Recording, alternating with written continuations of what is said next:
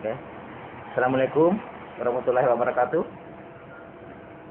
Saya Dumai dari Operai Komputer. Di sini saya akan menjelaskan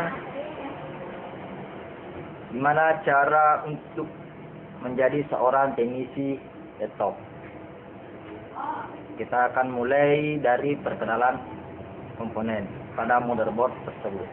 Yang pertama yang diutamakan itu untuk jadi teknisi laptop, kesabaran, ketekunan, dan keyakinan.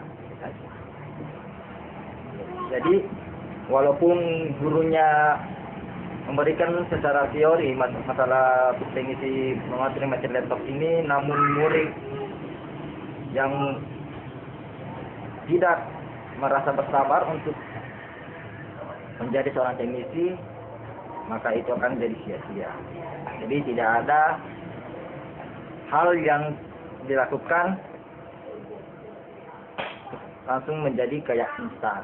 Cuman mie instan yang bisa direbus langsung dimakan. Oke, untuk jadi teknisi itu sebenarnya yang perlu kita cerna itu adalah pemahaman. Di mana pemahaman itu kita gunakan dengan secara tekun dan secara rajin belajar atau bersabar.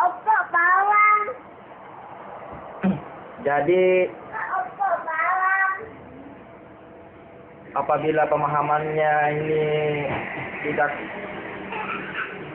maksudnya pemahamannya masih kurang atau gimana ya, kita harus berusaha untuk bersabar dan terus menekuni kegiatan tersebut agar pemahamannya bisa lebih meningkat. Yang diutamakan adalah pemahaman, kesabaran, dan ketekunan. Kita akan mulai dari perkenalan komponen pada motherboard tersebut. Pertama, kita lihat di sini ada chipset. Chipset ini biasa disebut HM.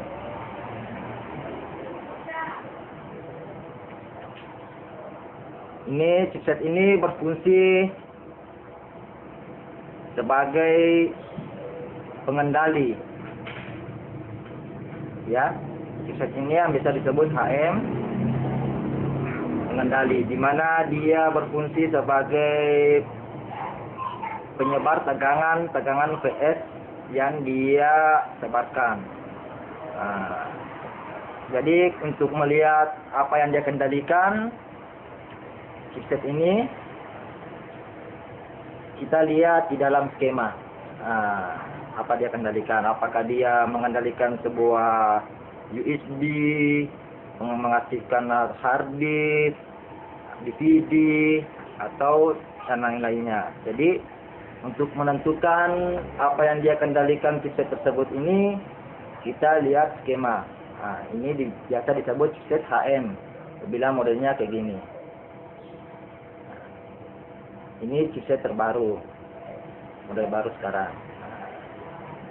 Untuk melihat serinya itu ada di dalam sini, di dalam chipset tersebut, di dalam kotak keramiknya. Ini seri chipset tersebut.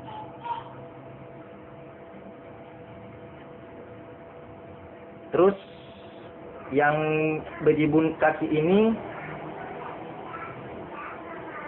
yang ada merek Nuvoton, ini biasa disebut Sio.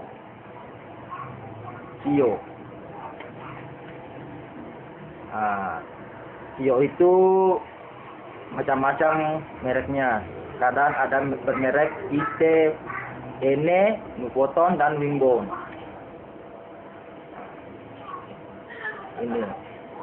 Ini dia memakai merek Nuvoton. Ada juga merek Ene, IT, atau Wimbone. Fungsi Nuvoton tersebut ini, Sio tersebut, pengendali tegangan 3 volt dengan tegangan PS. sebagian dari tegangan VS dan 3 volt. CIO ini kebanyakan berfungsi mengendalikan sebuah MOSFET, BIOS, dan tegangan switch. Nah, kebanyakan dia berfungsi seperti itu. Tapi tidak semuanya pada motherboard tersebut mengendalikan hal serupa. Jadi kita lihat skema untuk mengetahui apa yang dia kendalikan. Ini namanya CIO. Ya, CIO. Terus kita lihat AC BIOS. AC BIOS itu kayak gini modelnya. Dia bermodel seperti MOSFET. Ini ya. BIOS dia bermodel seperti MOSFET, di mana si BIOS tersebut dia lebih besar bodinya daripada MOSFET. Nah, untuk MOSFET itu fungsinya apa? Nah, modelnya kayak gimana? MOSFET itu kayak gini. Ini ya. Ini MOSFET dekat stand proxy ini yang nempel kecil. Dia lebih besar daripada, dia lebih kecil daripada AC BIOS. Nah, BIOS ini berfungsi sebagai jantung motherboard. Dimana saya bilang dia jantung motherboard. Apabila BIOS bermasalah, semuanya nggak bisa nyala. Dia memerintahkan sebuah debug firmware untuk mengeluarkan tegangan dan memberikan perintah ke semua AC yang ada di dalam motherboard tersebut. Dia memerintahkan chipset, dia memerintahkan prosesor, dia memerintahkan VGA. Nah, itu fungsi AC BIOS. Jadi kalau AC BIOS bermasalah itu semuanya nggak bisa berjalan dengan normal. Terus kita lanjut ke bagian kapasitor. Kapasitor itu dia bermodel seperti ini nih. Ini ya, yang dua. Yang bergaris ini, yang bergaris hitam ini, itu menandakan dia di bagian positif. Dan di bawahnya bagian negatif. Ini biasa disebut kapasitor SMD. Nah, dan untuk tipenya ini kita lihat tertulis di dalamnya 330 kode D. Nah, 330 itu adalah nilai mikrofarad dan kode D nilai tegangan volt. Untuk D dia memiliki tegangan 2,5 volt. Untuk J dia memiliki tegangan 6,3 volt. Jadi untuk kapasitor ini cara pasangnya kita harus melihat dari sisi bodi pasangannya. Di bawah di motherboard menandakan ada garis-garis tebal, itu menandakan dia di bagian positif. Jadi arah garisnya harus menuju ke positif.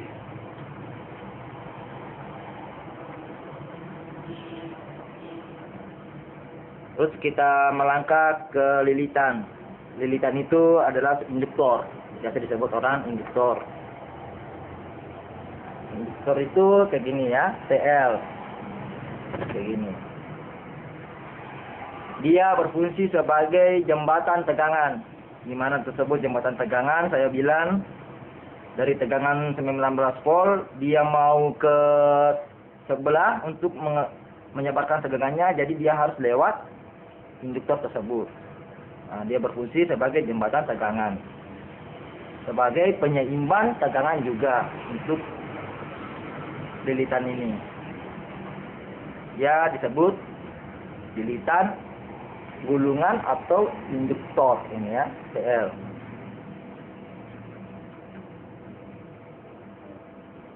Terus untuk yang kecil-kecil ini seperti keramik ini ya seperti keramik.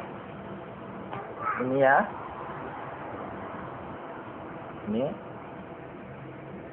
Ini biasa disebut kapasitor keramik. dia tidak memiliki arah positif atau negatif. Jadi dia bisa ditempatkan bebas. Mau terbalik, mau ini, jadi dia bebas. Dia tidak memiliki arah positif dan negatif. Fungsinya sama dengan kapasitor lainnya, menahan beban. Terus untuk yang model kayak gini, ini ada kasetram ini. Ini biasa disebut MOSFET juga. Nah, ini disebut MOSFET TPC. Nah, TPC dia nempel, nggak seperti MOSFET lainnya punya kaki kayak gini. Ini ya. Ini MOSFET juga, dan ini juga MOSFET. Ini bilang MOSFET.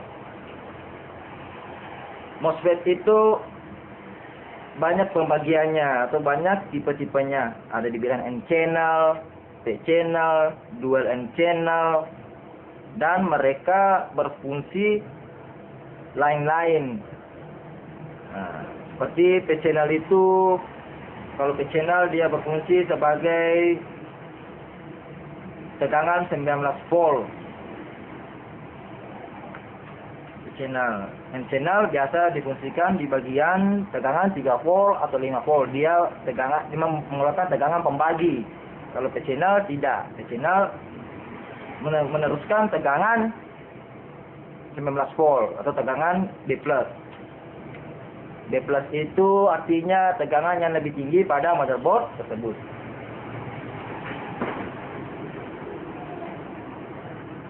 Oke, untuk selanjutnya ini namanya kapasitor solid, ya, ini seperti elko.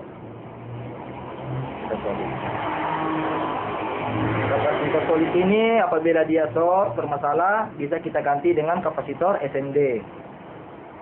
Nah, di mana positif negatifnya? Positifnya di bagian ini. Ini ya, yang tidak lurus. Di belakangnya lurus itu adalah negatif kotaknya.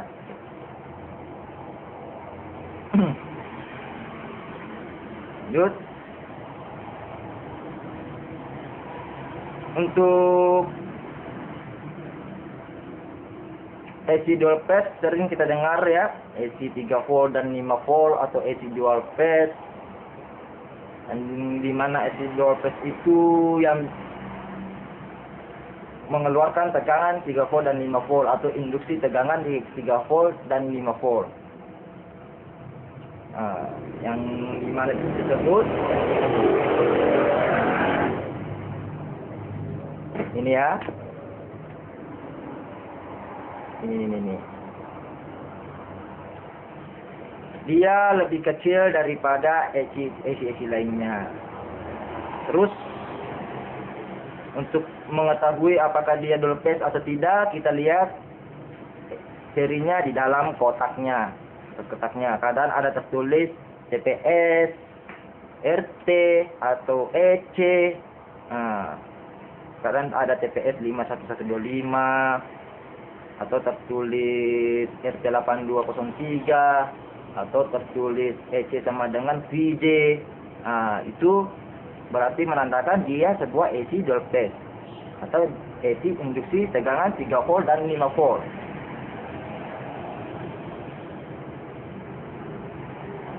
Terus sering kita dengar yang namanya talking ya, apabila tegangan vektor bermasalah atau drop, nggak ada tampilan. Kadang ada teknisi mengatakan bahwa ini mau digaruk talkingnya. Talking itu yang disebut talking ya, ini talking. Ini namanya talking. Ini ya, ini tertulis next talking. Apabila talking ini bermasalah, cukup kita ganti dengan kapasitor SMD. Ini kita bongkar, ya, kita bongkar aja, hancurkan saja.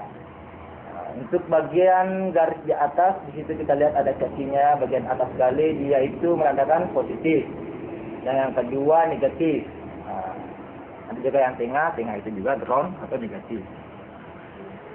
Jadi ini bisa diganti dengan kapasitor SMD mau 330, 220 atau 470. Nah, biasanya diganti 4 kapasitor bagian situ. Bila dia mengeluarkan tegangan tidak sesuai dengan tegangan normalnya. Selanjutnya kita merujuk ke AC vector dan dimana disebut AC vector. AC vector itu artinya AC tegangan display, tegangan VGA. Nah, tegangan display. Dia tegangannya itu berfungsi nanti apabila sudah switch. Dia biasa disebut tegangan VS. Nah, itu dibilang AC vector. AC vector itu biasa menandakan tulisan I atau ISL seperti ini ya. Ini dibilang AC vector.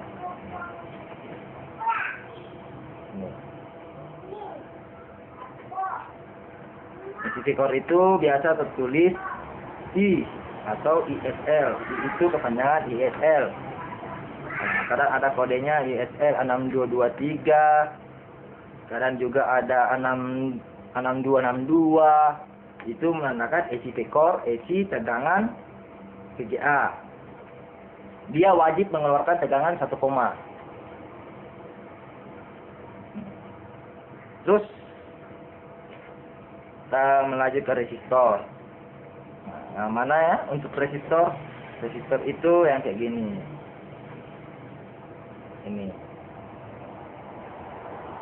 Ini ya resistornya. Semua yang model-model kayak gini dia itu adalah sebuah resistor. Dia memiliki kode di atasnya R010.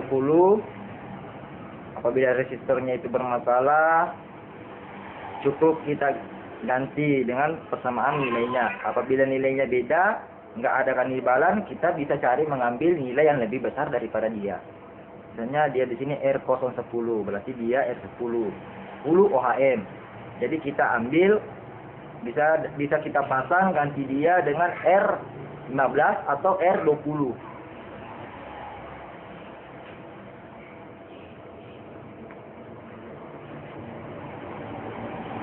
Dan untuk ecilan itu ini ya, ecilan, modem LAN ini. Kadang ada di situ tertulis Broadcom, nah itu ecilan atau Realtek. Dan ini AC-nya juga, ini pendukung dari sini.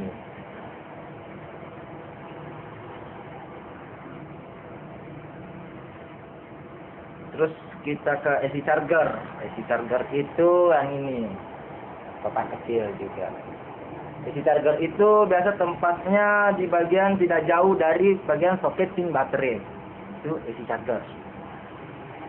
Tidak pernah jauh dari pin baterai.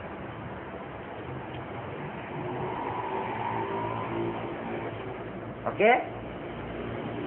Sekian dulu untuk pemahaman komponennya. Nanti kita lanjut di edisi selanjutnya. Wassalamualaikum warahmatullahi wabarakatuh.